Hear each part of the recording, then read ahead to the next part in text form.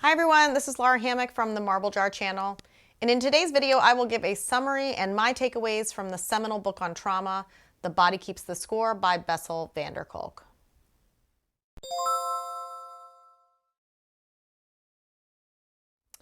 The scope of this book is so huge and so impactful that I'm really going to struggle to do a single video on it. Based on the enormous impact of trauma, particularly childhood trauma, on our society and our communities, this book really needs to be required reading for everyone, whether you have personal experience with it or not. Bessel van der Kolk, along with Judith Herman, are pioneers in the field of trauma research. Both of them have specific experience with victims of childhood incest and have advocated for a new diagnostic category called complex trauma, which looks slightly different from and can be harder to recover from than standard PTSD or post-traumatic stress disorder. So this book is chock full of information and is presented in a way that is accessible and easy to understand for anyone. So I am a mental health therapist in training, and once I started seeing clients, I quickly determined that this is one area I really needed to have more knowledge. Like medical doctors, a mental health professional's first principle is to do no harm. With clients who have experienced trauma, you can easily stumble into material while in therapy that provokes a flashback or a panic attack and just not know how to handle it. This is one of the books that I needed to read just to get a foundational understanding of trauma and all the paths to healing. So van der Kolk covers not just the neurobiological underpinnings of trauma, research findings, case studies, and best practices, but he also provides a bit of a memoir and history of trauma from his perspective. He is a psychiatrist that came of age before trauma was a diagnosable condition. So he not only had a front seat view, but was able to help steer the bus to where we are now in our understanding of trauma. He started out by treating Vietnam veterans at the VA hospital, but he quickly determined that trauma not only impacts veterans and survivors of disasters, but also victims of childhood trauma. There are insane numbers of people impacted. A quarter of all war veterans develop PTSD. 1 out of every 6 women has experienced rape or attempted rape. Half of those occurred before the age of 15. 3 million reports are made of child abuse each year, and those are only the ones that are reported. You get the picture, and it's horrifying. Many times, those people are haunted not only by what happened to them, but also by what they may have done to survive, whether it's a war veteran or a child raped by her father.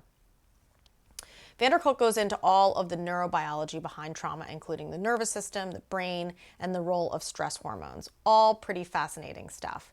He also talks about the issues around the medical model, which is based on the question, what is wrong with you? Trauma-sensitive institutions are now beginning to ask the question, what happened to you instead?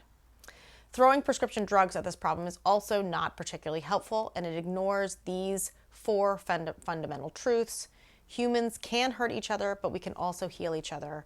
We heal in community by feeling safe enough to interact and to talk together. We can use our body's natural systems to help us calm down, and we need to change the policies and the social conditions that perpetuate trauma. So van der Kolk tells us that traumatic memories are not stored the same way that regular memories are. Normal memories are stored like a ribbon, and they have a beginning, a middle, and an end.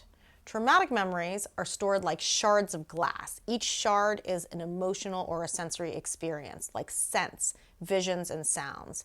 People who've been traumatized can have flashbacks or triggers out of the blue, and these will make them feel like the trauma is happening right now, not in the past. Even when they're not experiencing that terror, they are like a house with the smoke detectors constantly going off. They are stressed out, irritable, jumpy, and always on high alert, and they can get stuck in that place of hypervigilance. Conversely, some people, in an effort to make the constant alarms less terrifying, shut down many of their senses so their experience is distant, hazy, and flat. But that coping strategy also serves to deaden their ability to experience positive emotions like joy, love, and connection.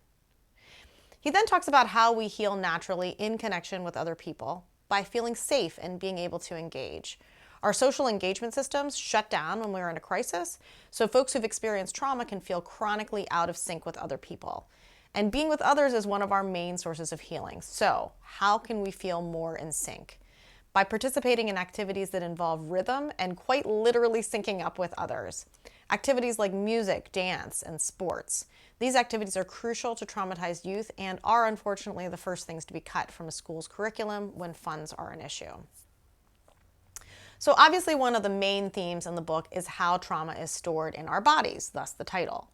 In some cases, our body's physical reaction to fear is so triggering that just trying to avoid those bodily sensations can cause panic attacks. People can also shut down the ability to feel parts of their bodies in response to trauma. Think about it. If you've been subjected to repeated trauma like rape, wouldn't it be better just to not feel those areas of your body at all?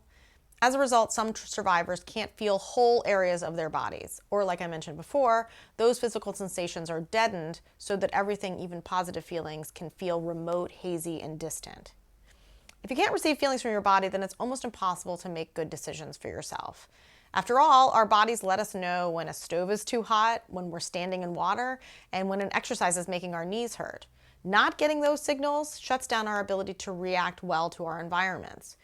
In order to heal from trauma, you have to reconnect with your body and all of the negative and positive sensations, and then you can actively direct what happens to your body yourself. Van der Kolk has a whole section on children and trauma, which includes a discussion of attachment theory, and in particular, disorganized attachment, which is a result of being scared of your primary caregiver. He discusses the tragic impact of incest and how dramatically underestimated the incidents of incest were for so long. And finally, he talked about what trauma looks like in children, all of the misdiagnoses these children receive, and the DSM committee's ultimate rejection of a diagnostic category for this type of complex childhood trauma, which he and his colleagues named developmental trauma. The stories are absolutely horrifying, but are shockingly commonplace. He talks about the epidemic of high ACE scores. This is essentially a measurement of childhood trauma, and the impact of this not just on mental health, but also on physical health and the health of our communities. Finally, he talks about how to heal from trauma. Many of the issues that plague trauma survivors started out as coping strategies that they used to survive, but they usually involved shutting out people and shutting down physical and emotional feelings. All are things which are necessary for overall well-being. Most therapists are partial to the healing powers of talk therapy, and truly the relationship that's built between a client and a therapist can be incredibly healing. But as Van der Kolk points out, trauma is sometimes hard to remember, hard to talk about, and hard to put words to, so talk therapy doesn't always resolve it.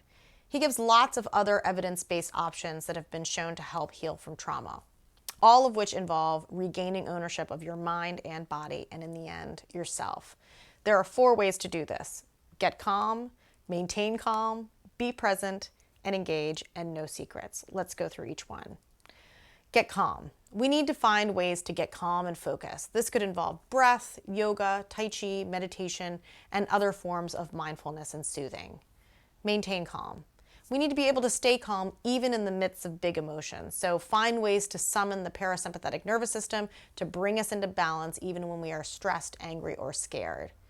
Be present and engage. We need to find ways to be fully alive in the present moment and engage with others. So this usually involves participating in synchronous or rhythmic activities like singing, playing an instrument, dancing, chanting, sports, working, or playing with others. And finally, no secrets. Secrets are corrosive. Try not to keep secrets from yourself or from others, even things you may feel ashamed about, like what you needed to do in order to survive.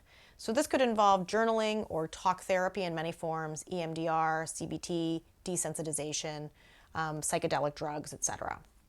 Van der Kolk then discusses some of the more promising evidence-based treatments: EMDR, or rapid eye movement therapy; yoga, which can offer trauma-sensitive ways to reconnect with your body; self-leadership as a way to address dissociative identity disorder, what used to be known as multiple personality disorder; psychomotor therapy, which helps to create new memories to replace or live alongside the traumatic ones; neurofeedback; and theater therapy. Van der Kolk ends with a plea to recognize the impact of trauma on our lives and our communities. We need to treat trauma differently than we have been. We need to train anyone dealing with children about trauma. And we need to recognize that right now, childhood trauma is our most urgent public health issue and needs to be funded and focused on accordingly. Again, this book is so densely packed with information that I can't possibly do it justice in a 10-minute video. So if you have experienced trauma, love someone who has, or work with children or traumatized adults, you won't regret reading this book. The more of us who have access to this information, the better. Let me know what you think. Comments are always appreciated, and thanks for watching.